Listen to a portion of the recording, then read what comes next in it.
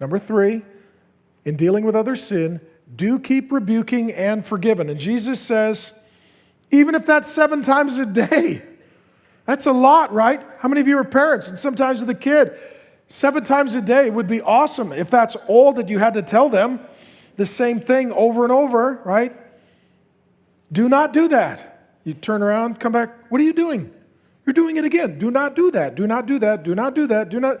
That's what parenting is. You ever read Proverbs?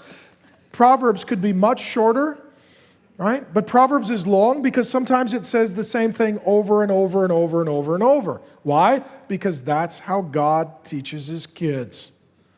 And we're all like kids. We do it over and over and over. And God's a father, got to keep saying, oh, let's talk about this again. Here we go again.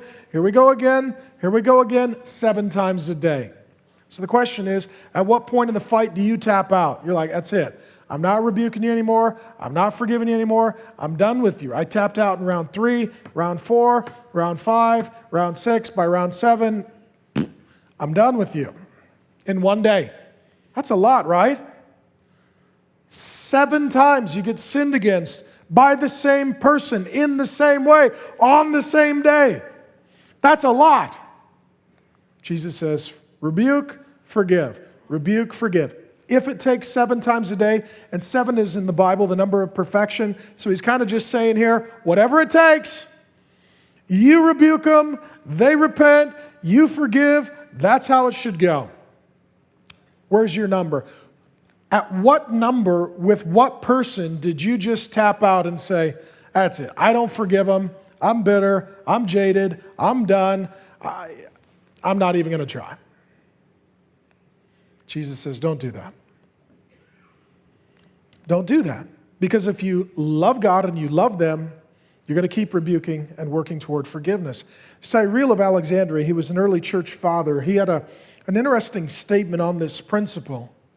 He said, we need to deal with sinners the way that God, or that rather a doctor deals with those who are sick. Right? Can you imagine going into your doctor, saying, I'm sick? He's like, this is the 6th time. I'm done with you. I only treat people who are sick 5 times. After that, you're on your own. Right?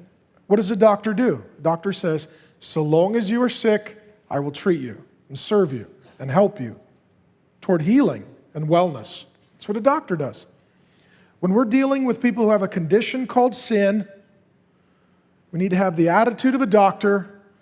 Anytime you're sick, as long as you're sick, I'm going to rebuke you in love because that's the treatment plan that the Lord prescribes. And you know what? We want this when we sin, right? We want people to lovingly pursue us, at least you should, and rebuke us, and not give up on us, but patiently endure with us.